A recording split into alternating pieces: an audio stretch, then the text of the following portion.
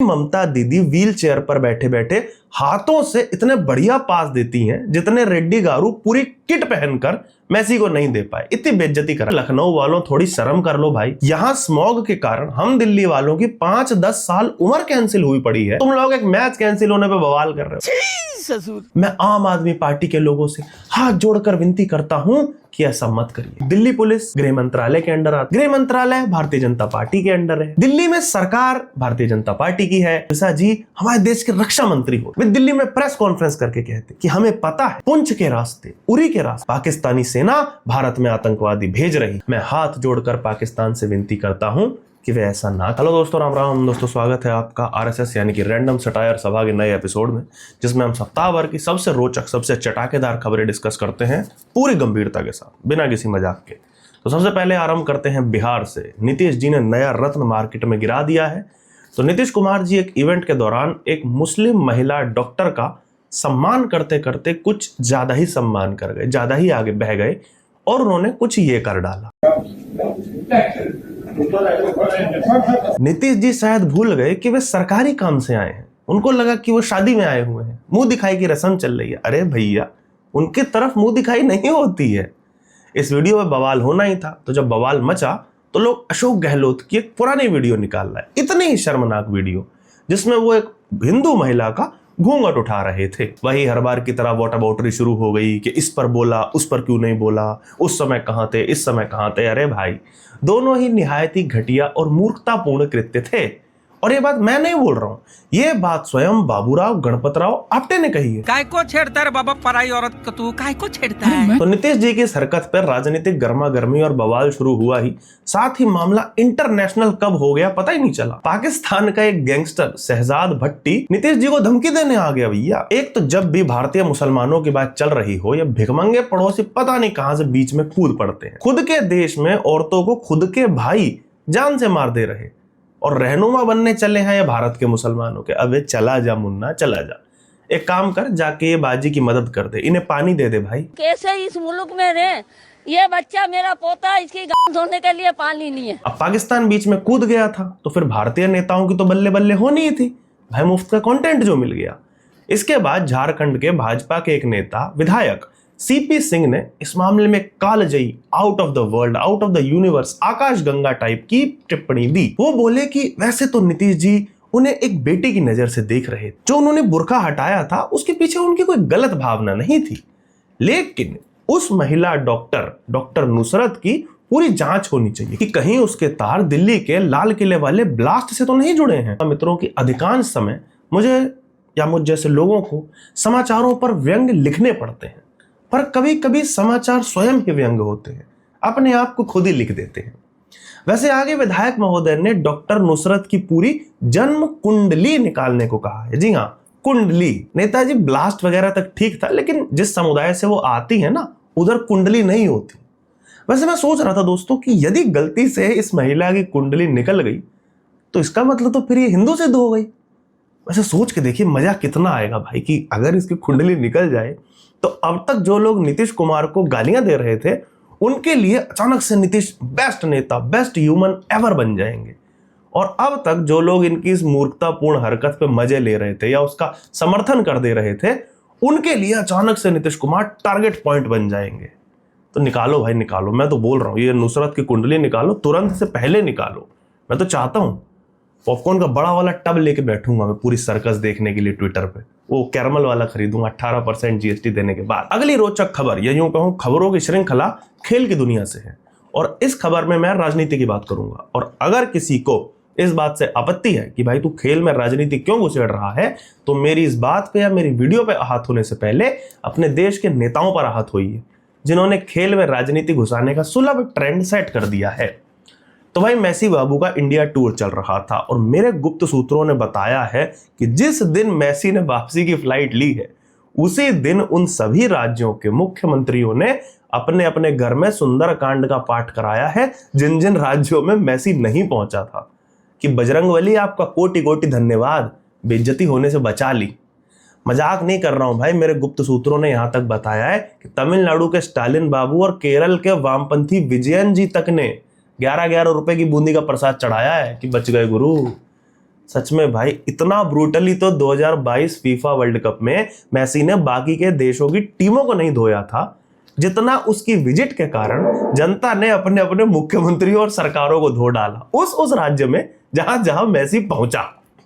तो दोस्तों, बंगाल फतेह करने के बाद मेसी का काफिला पहुंचा हैदराबाद। जी हाँ, आपने सही सुना, मेसी ने बंगाल फतेह कर लिया। अब बस एक ही पार्टी बची है जो बंगाल फतेह नहीं कर पा रही है। तो जब मेसी हैदराबाद पहुंचे तो आप जानते हैं वहां पे उनका कौन इंतजार कर रहा था? दोस्तों, स्कूल में सबकी क्लास में एक वो अमीर लौंडा होता था बचपन में ना, जिसके पास क्रिकेट की पूरी किट होती थी, अकेले उसी के पास होती थी। स्कूल में वो छोटा सा भी मैच होगा छटाक भर का, एकदम ग्लव्स हेलमेट पैड एलगार्ड तक लगा के आ जाता था।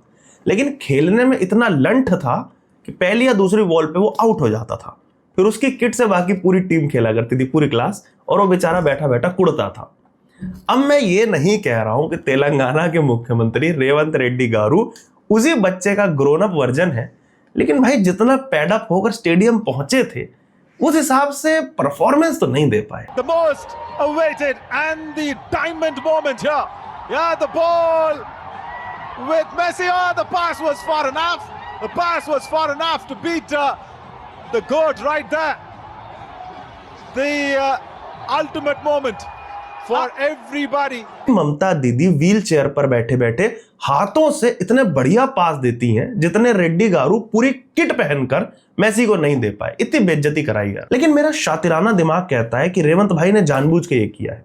सोच कर देखिए, अगर वो पास सही दे देते तो गड़बड़ हो सकती थी। क्यों? क्योंकि जिस पार्टी में वो हैं उसके प्रमुख पिछले 15-20 सालों से पास नहीं हो पाए। ऐसे में एक मुख्यमंत्री अगर फुटबॉल का भी सही पास दे दे तो उस बेचारे की अपनी ही पार्टी से गेट पास दे करके विदाई हो सकती है। तो इसलिए बढ़िया खेले, वेल डन गारू। हैदराबाद के बाद मेसी भाऊ पहुंचे मुंबई, जहां हर राज्य में मुख्यमंत्री लोग एम्बेरसमेंट का कारण बन रहे थे। यहां पे माजरा थोड़ा सा अलग था। मुख्यमंत्री से जुड़ा या जुड़ी कोई मेसी के साथ क्रिंज प्रो मैक्स करती दिखी। लोग कह रहे हैं कि अमृता फडणवीस जी बार बार सेल्फी क्यों ले रही थी, एक बार में नहीं ले पाई, खुद को भी इतना एम्बेरस कराया और मेसी को भी अनकंफर्टेबल कर दिया, उसके चेहरे पर दिख रहा था। अरे भाई, अब अमृता फडणवीस का काम कोई फोटोज लेना थोड़ी है, वो अच्छी सिंगर हैं, कोई फोटोग्राफर थोड़ी है। अब इससे ज्यादा इस पर कुछ नहीं बोलूंगा। जिन लोगों को इसमें मेरा जोक तलाशने में तकलीफ हो रही है वो जाकर मिसेस फडणवीस के गानों में सुर, ताल, लय, संगीत सब तलाश सकते हैं। Last but not the least, अब मेसी भाई जब भारत आए ही थे तो हम उन्हें भला साफ गुलाबी फेफड़ों के साथ वापस कैसे जाने दे सकते थे? ये तो यार मेहमान का सरासर अपमान है ना। इसलिए भाई को एक दिन की विजिट पे दिल्ली भी बुलाया गया।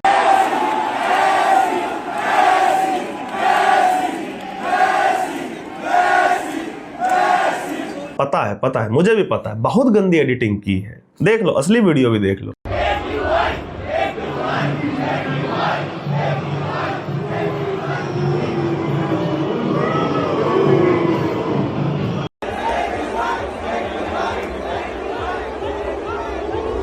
अब इस वीडियो पे अलग बवाल हो गया, क्योंकि भाई जब अहमदाबाद, जयपुर, मुंबई में बैठे आईटी सैली नैरेटिव बनाएंगे तो यही होगा। बोल रहे हैं कि दिल्ली वाले मैसी चिल्ला रहे थे। भाई यार, एक तो इन पार्टी दलालों, आईटी सैलियों की समस्या ये है कि इन लोगों को सोशल मीडिया के बाहर ना कुछ पता है ना कुछ जानना चाहते हैं। खासकर दिल्ली वालों को तो लोग बिल्कुल नहीं समझते। भाई, दिल्ली वालों की आत्मा में केवल एक ही प्लेयर बसता है, गेम कोई भी हो। फैन है तो केवल एक आदमी के। दिल्ली वाले उस तरह के प्राणी हैं कि गोल्फ या फॉर्मूला 1 गाड़ी का मैच देखने भी अगर जाएंगे ना, वहां भी केवल कोहली कोहली ये चिल्लाएंगे। आए बड़े एडिट करके मैसी डाल रहे हैं। बताओ भाई, प्रोपेगेंडा तो ऐसा किया करो जो बिलीवेबल लगे। कुछ भी कहो, देखो दिल्ली वाले एक्सक्लूसिव पीस तो हैं।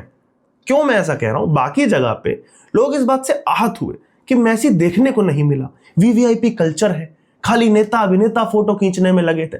दिल्ली वालों ने स्टेडियम में मेसी को देखने के लिए टिकट खरीदा और ट्रोल कर डाला अपनी ही द्वारा चुनी मुख्यमंत्री को, वो भी सही मुद्दे पे। असल में आपदा में अवसर इसी को कहा गया है मित्रों। मैं तो कोलकाता, मुंबई वालों से कहूंगा कि कुछ सीखो दिल्ली वालों से, मौके पे चौका मारना। दिल्ली वालों ने लिटरली उसी बालक की तरह बिहेव किया जो मेहमानों के आने की प्रतीक्षा करता है कि कोई आएगा तो काजू वाली नमकीन निकलेगी, उसके बाद उनके सामने मुट्ठी भर के नदीदापना दिखाएगा, क्योंकि उसे पता है कि मेहमान के सामने तो मार पड़ने से रही। दिल्ली वालों ने भी वही किया। उन्होंने मौका जी मतलब रेखा जी देखी और AQI चिल्ला दिया। अब करवा लो स्टेडियम में से इंडिया गेट की तरह डिटेन है। बहुत क्रांतिकारी, शाबाश दिल्ली वालों। भारत में तो भारत में मैसी ब्रो ने वापस जाके भी कांड कर डाला। भाई ने अपने सोशल मीडिया पे पूरी ट्रिप का एक आफ्टर मूवी टाइप का वीडियो रिलीज किया, जिसमें एक भी नेता की वीडियो फोटो नहीं थी। मैसी की पूरी ट्रिप में मुझे सबसे मजेदार चीज लगी न्यूट्रलिटी। इतना ऑनेस्टली कभी भारतीय मीडिया ने भी सभी पार्टियों को बराबर नहीं पेला जितना मैसी भाई पिलवा गया। मतलब कोई भेदभाव नहीं, बीजेपी, कांग्रेस, टीएमसी सबको गाली पड़वा के गया है। मान गए भाई, गोट फॉर अ रीजन। अगला रोचक अल्ट्रा प्रो मैक्स समाचार नॉर्थ ईस्ट से। तो नागालैंड के दीमापुर रेलवे स्टेशन पर रेल की पटरी पर एक थार फंस गई। जी हाँ, सही सुना आपने, एक 65 वर्षीय व्यक्ति रेल की पटरी पर थार गाड़ी लेकर घुस गया और गाड़ी पटरियों के बीच में फंस गई। वैसे तो मुझे इस खबर को अपने इस एपिसोड में, आरएसएस के एपिसोड में ऐड नहीं करना चाहिए था, क्योंकि यहां तो हम अतरंगी सतरंगी रोचक खबरें लेते हैं। अब इस खबर में कौन सी रोचक बात है? भाई अगला थार चला रहा है तो आप उससे ये एक्सपेक्टेशन ही कैसे रख सकते हो कि वो सामान्य चालकों की तरह रोड पे चलेगा? व्यक्ति थार खरीदता ही फुटपाथ और डिवाइडर पे चढ़ाने के लिए है। मैं तो कहूंगा कि रेलवे पुलिस को तो उस थार चालक का धन्यवाद करना चाहिए कि उसने गाड़ी आड़ी करके ट्रेन के आगे नहीं लगाई और लोको पायलट से ये नहीं कहा तू पटरी बदल, मैं तो इसी पे जाऊंगा मुन्ना। वैसे इस समाचार से मैं थोड़ा सा खुश इसलिए हूं क्योंकि ज्यादातर थार चालकों के चक्कर में दिल्ली एनसीआर, हमारा पश्चिम उत्तर प्रदेश, हरियाणा, हम ही लोग बदनाम होते रहते हैं। इस घटना ने यह सिद्ध कर दिया कि समस्या ज्योग्राफी नहीं, गाड़ी है। नॉर्थ ईस्ट, जहां के अधिकतर लोग शांतिप्रिय माने जाते हैं, वहां भी थार चलाने वाला अतरंगी है। मतलब समझे ना कि समस्या महिंद्रा जी के प्रोडक्ट में है। हम दिल्ली एनसीआर वालों को आज के बाद थार के ऊपर कोई कुछ नहीं बोलेगा, सीधी बात। अगली खबर हमारे उत्तर प्रदेश की राजधानी से। तो भाई मैंने पिछले एपिसोड में कोलकाता वालों का कुछ ज्यादा ही मजाक बना दिया था कि मेसी को देखने के लिए 10-12 हजार कौन खर्चता है यार। तभी हमारे यूपी वालों ने कह दिया कि why should Babu Moshais have all the fun. तो लखनऊ में फॉग के कारण भारत साउथ अफ्रीका के बीच होने वाला एक T20 मैच बिना एक भी बॉल डाले कैंसिल करना पड़ा। मजे की बात ये नहीं है, मजा इस बात में है कि इससे नाराज हुआ एक फैन मीडिया से बोला कि भाई मैंने 3 बोरी गेहूं बेच के मैच का टिकट खरीदा था, मेरा पैसा वापस करो। चलो ये बात तो सही है, लोगों का पैसा तो वापस होना चाहिए, लेकिन इस पर्टिकुलर फैन महोदय को मैं कहना चाहूंगा कि भाई दीवानगी अपनी जगह, लेकिन आपको नहीं लगता कि आपकी प्रायोरिटीज या प्राथमिकताएं थोड़ी सी हिली हुई हैं? रही बात फॉग के कारण मैच कैंसिल होने की, तो लखनऊ वालों थोड़ी शर्म कर लो भाई। यहां स्मॉग के कारण हम दिल्ली वालों की 5-10 साल उम्र कैंसिल हुई पड़ी है, हम चिल बैठे हैं और तुम लोग एक मैच कैंसिल होने पे बवाल कर रहे हो। दिल्ली की बात की है तो आते हैं दिल्ली की रोचक खबर पे। दिल्ली के पर्यावरण मंत्री मनजिंदर सिरसा जी ने एक प्रेस कॉन्फ्रेंस के दौरान कहा कि दिल्ली में प्रदूषण बढ़ाने के लिए आम आदमी पार्टी जानबूझकर कूड़ा जला रही है। रुकिए आप तो रुकिए, क्योंकि सिरसा जी तो इसके बाद नहीं रुके। उन्होंने आगे कहा कि आम आदमी पार्टी इतनी गंदी राजनीति न करे। मैं आम आदमी पार्टी के लोगों से हाथ जोड़कर विनती करता हूं कि ऐसा मत करिए। आगे बोले कि मैं ट्वीट्स के माध्यम से कई बार जानकारी दे चुका हूं कि पश्चिमी दिल्ली में जानबूझकर रोज कूड़ा जलाया जा रहा है। अच्छा, मतलब लोकेशन भी पता है इनको। आगे बढ़ने से पहले मित्रों मैं आपको बता दूं, दिल्ली पुलिस गृह मंत्रालय के अंडर आती है। गृह मंत्रालय भारतीय जनता पार्टी के अंडर है। दिल्ली में सरकार भारतीय जनता पार्टी की है और पर्यावरण मंत्री सिरसा जी भी भारतीय जनता पार्टी के हैं। लेकिन इस चीज के लिए मैं सिरसा जी की प्रशंसा करनी चाहूंगा। भाई यही तो तरीका होता है ना राज्य चलाने का, और ऐसे देश भी चलने चाहिए। सोचिए कितना अच्छा रहता कि सिरसा जी हमारे देश के रक्षा मंत्री होते, वे दिल्ली में प्रेस कॉन्फ्रेंस करके कहते कि हमें पता है पुंछ के रास्ते, उरी के रास्ते पाकिस्तानी सेना भारत में आतंकवादी भेज रही है। मैंने कई बार ट्वीट भी किया है। मैं हाथ जोड़कर पाकिस्तान से विनती करता हूं कि वे ऐसा ना करें। सिरसा जी देश के गृह मंत्री होते तो कितना मजा आता, प्रेस कॉन्फ्रेंस करके बोलते मैं जानता हूं मुर्शिदाबाद के रास्ते, मालदा के रास्ते बांग्लादेशी घुसपैठिए भारत में घुस रहे हैं। मैं बांग्लादेश सरकार से हाथ जोड़कर विनती करता हूं कि अपने लोगों को रोके जो अवैध तरीके से भारत में घुसते हैं। ये सही बात नहीं। और सोचिए सबसे ज्यादा मजा तब आता जब सिरसा जी भारत के वित्त मंत्री होते। वो प्रेस कॉन्फ्रेंस करके कहते कि हमें पता है किस किस नेता, किस सरकारी अफसर, किस जज के पास कितना काला धन है और किस किस विदेशी खाते में रखा है। मैं उन सब से हाथ जोड़ के विनती करता हूं कि इस तरह काला धन देश के बाहर ना रखें, उसे देश में लाएं और सरकार को टैक्स दें। मित्रों, इसी आशा के साथ मैं भी आप सबसे हाथ जोड़ के विनती करता हूं कि कमेंट में #सिरसा जी बेस्ट मिनिस्टर लिखना ना भूलें। उसके साथ ही अगर आपने चैनल अभी तक सब्सक्राइब नहीं किया है, सब्सक्राइब कर दीजिएगा, बेल आइकन दबा दीजिएगा, और वीडियो अच्छी लगी हो तो शेयर करना बिल्कुल ना भूलिएगा। अंत तक वीडियो देखने के लिए आपका बहुत बहुत धन्यवाद। अगले एपिसोड में फिर मिलते हैं।